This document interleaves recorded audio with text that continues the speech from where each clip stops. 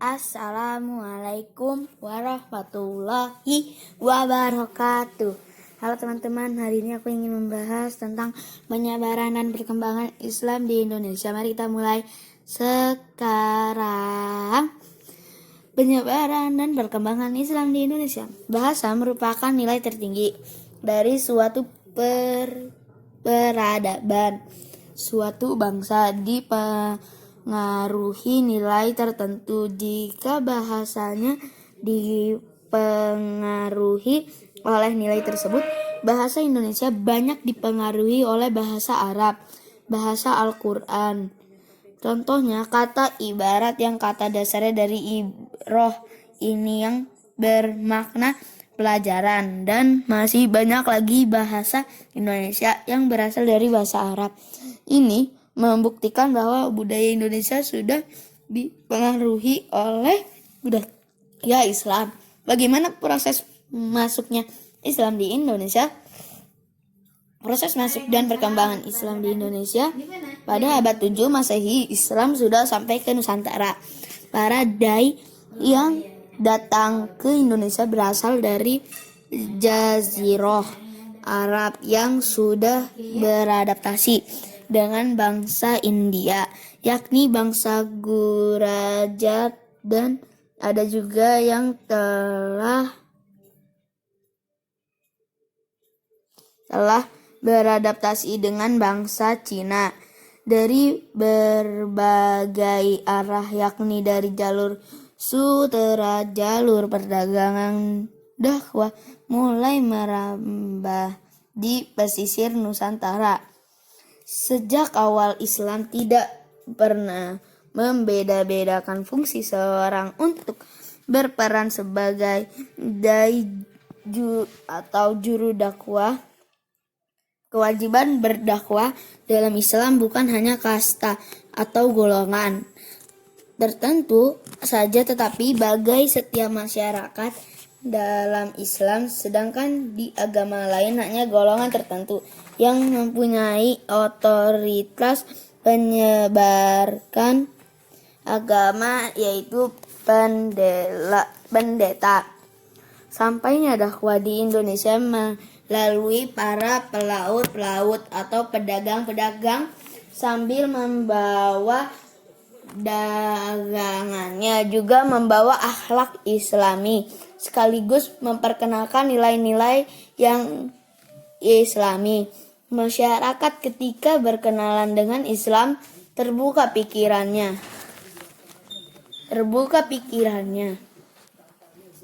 Dimulaikan sebagai manusia, dan ini yang membedakan masuknya agama lain sesudah maupun sebelum datangnya Islam. Sebagai contoh, masuknya agama Kristen ke Indonesia ini berbarengan dengan gold atau emas atau kekayaan, dan glory atau kejayaan atau kekuasaan. Selain gospel yang merupakan motif penyebaran agama, berbarengan dengan penjajahan dan kekuasaan, sedangkan Islam dengan cara yang damai. Begitulah Islam pertama-tama disebarkan di Nusantara dari komunitas-komunitas muslim yang berada di daerah-daerah pesisir, berkembang menjadi kota, pelabuhan, dan perdagangan, dan terus berkembang sampai akhirnya menjadi kerajaan-kerajaan Islam dari mulai Aceh sampai Ternate dan Tidore yang merupakan pusat kerajaan Indonesia bagian timur yang wilayahnya sampai ke Iran. Di Pulau Jawa, penyebaran agama Islam dilakukan oleh Wali Songo atau 9 wali. Wali Songo mengembangkan dakwah atau melakukan proses islamisasinya melalui saluran-saluran A. Perdagangan, B.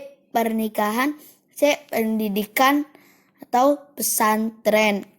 Pesantren merupakan lembaga pendidikan yang asli dari akar budaya Indonesia dan juga adaptasi dan adaptasi hasanah kebudayaan para Islam yang tidak keluar dari nilai-nilai Islam yang dapat dimanfaatkan dalam penyebaran Islam. Ini membuktikan Islam sangat menghargai budaya setempat selama tidak bertentangan dengan nilai-nilai Islam. Seni dan budaya. Saat itu, media tontonan yang sangat terkenal pada masyarakat Jawa ialah wayang. Wali Songo menggunakan wayang sebagai media dakwah dengan sebelumnya mewarnai wayang tersebut dengan nilai-nilai Islam yang menjadi ciri pengaruh Islam dalam pewayangan. Diajarkannya egalitarianisme, yaitu kesamaan derajat manusia di hadapan Allah, dengan dimasukkannya tokoh-tokoh punakawan seperti Semar, Gareng, Petruk, dan Bogong. Para wali juga mengubah lagu-lagu tradisional daerah dalam lenggam Islami. Ini berarti nasyid sudah ada di Indonesia ini sejak zaman para wali.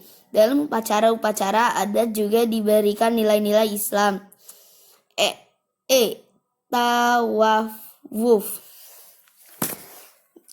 Kesembilan wali tersebut adalah Sunan Gresik, Maulana Malik Ibrahim.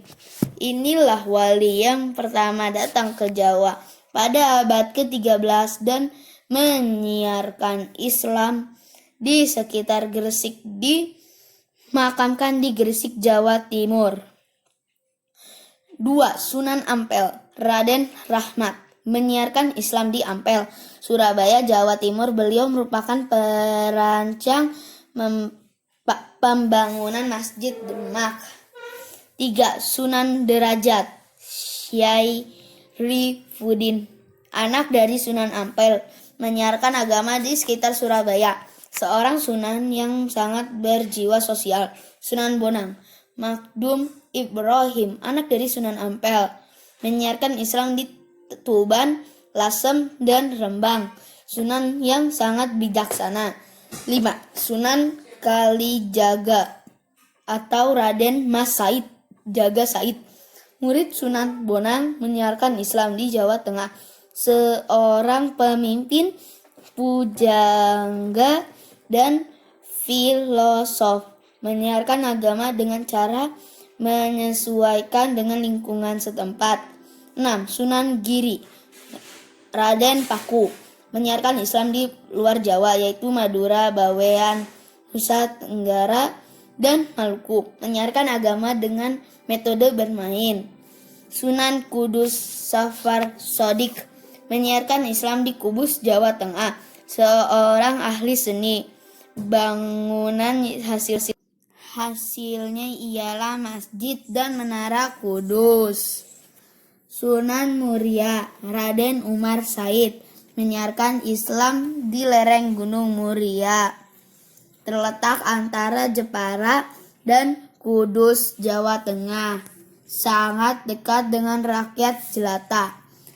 9. Sunan Gunung Jati, Syarif Hidayatullah, menyiarkan Islam di Banten, Sunda Kelapa, dan Cirebon. Seorang pemimpin berjiwa besar. Kapan dan dari mana Islam masuk Indonesia?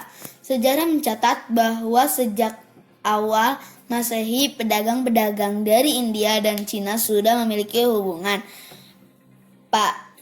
dagang dengan penduduk Indonesia.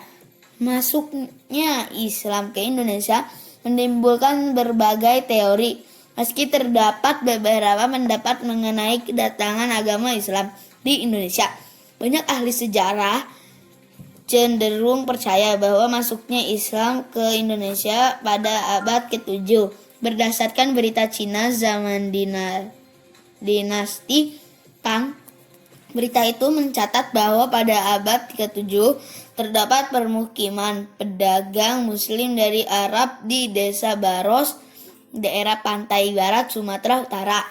Abad ke-13 Masehi lebih menunjuk pada perkembangan Islam bersamaan dengan tumbuhannya kerajaan Islam di Indonesia. Mendapat ini berdasarkan catatan perjalanan Marco Polo yang menerangkan bahwa ia pernah singgah di Perlak pada tahun 1292 dan berjumpa dengan orang-orang yang menganut agama Islam. Bukti yang turut memperkuat pendapat ini ialah ditemukannya nisan makam Raja Samudra Pasai, Sultan Malik al-Saleh tahun 1297. Jika diurutkan dari barat ke timur, Islam pertama kali masuk di Perlak sebagai bagian utara Sumatera. Hal ini menyangkut strategisnya letak Perlak, yaitu di daerah Selat Malaka, jalur laut perdagangan internasional dari barat ke timur. Berikutnya ialah Kerajaan Samudra Pasai. Di Jawa, Islam masuk melalui pesisir utara. Pulau Jawa ditandai dengan ditemukannya makam Fatimah binti Maimun bin Hibatullah yang wafat pada tahun 475 Hijriah atau 1082 Masehi di Desa Leran, Kecamatan Manyar, Gresik. Dilihat dari namanya, diperkirakan Fatimah adalah keturunan Hibatullah, salah satu dinatis di Persia. Di samping itu, di Gresik juga ditemukan makam Malik Ibrahim dari Kasyan, satu tempat di Persia yang meninggal pada tahun 822 atau 1491. Bukan 91, 1419 Masehi. Agak kedalaman di Mojokerto juga ditemukan ratusan kubur Islam kuno. Makam tertua berangkat tahun 1374 Masehi. Diperkirakan makam-makam ini ialah makam keluarga Istana Majapahit. Di Kalimantan, Islam masuk melalui Pontianak yang disiarkan oleh bangsawan Arab bernama Sultan Syarif Abdurrahman pada abad ke-18. Di hulu Sungai Pawan di Ketapang, Kalimantan Barat ditemukan pemakaman Islam kuno. Angka tahun yang tertua pada makam-makam tersebut adalah tahun 1340 Saka atau 1418 Masehi. Jadi Islam telah ada sebelum abad ke-15 dan diperkirakan berasal dari Majapahit karena bentuk makam bergaya Majapahit dan berangkat tahun Jawa kuno. Di Kalimantan Timur, Islam masuk melalui Kerajaan Kutai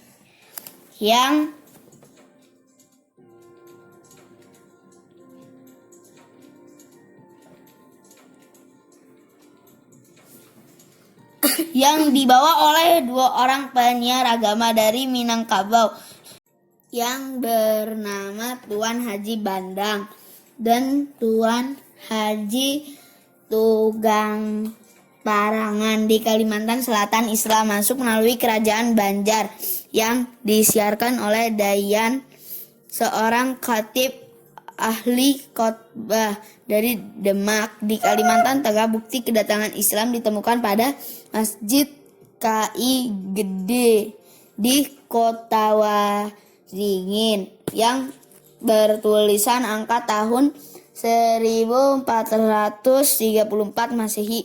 Di Sulawesi, Islam masuk melalui raja dan masyarakat Goa Talo. Hal masuknya Islam ke Sulawesi ini tercatat pada Lontara Bilang. Menurut catatan tersebut, raja pertama yang memeluk Islam ialah Kanjeng Matoaya, raja keempat dari Talo yang memeluk Islam pada tahun 1603. Adapun penyiar agama Islam di daerah ini berasal antara lain dari Demak, Tuban, Gresik, Minangkabau, bahkan dari Campak di Maluku. Islam masuk melalui bagian utara, yakni Ternate, Tidore, Bacan, dan Jailolo. Diperkirakan Islam di daerah ini disiarkan oleh keempat ulama dari Irak, yaitu Syekh Amin, Syekh Mansur, Syekh Umar, dan Syekh Yakub pada abad ke-8.